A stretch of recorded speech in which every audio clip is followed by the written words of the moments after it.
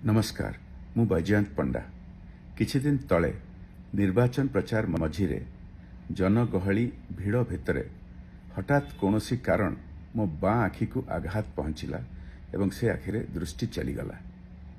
मते प्रचार स्थगित करिकी चिकित्सा पाए आसिबाकु पड़िला।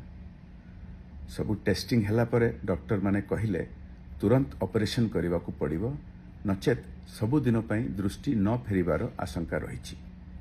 तेणुकरी गतकाली भुवनेश्वर स्थित एलवी प्रसाद इंस्टीट्यूट रे मोर ऑपरेशन हैला एवं आज मु डिस्चार्ज हेली। डॉक्टर मानक निर्देश अनुसार आउ किछि दिन प्रचार स्थगित रहिबो एवं ता परे मध्य मो प्रचार रे किछि कटकणा रहिबो।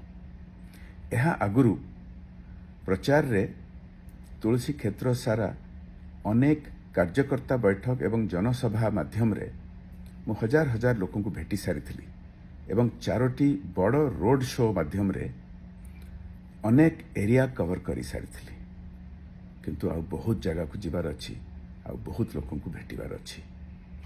मोर प्रार्थना प्रभु बलदेव जी को मते आशीर्वाद करंतु कि आगामी दिन मानकरे जेते दूर संभव मु प्रचार करि परिबी एवं तुलसी क्षेत्र सारा बुलिकी लोकों को भेटी परिबी।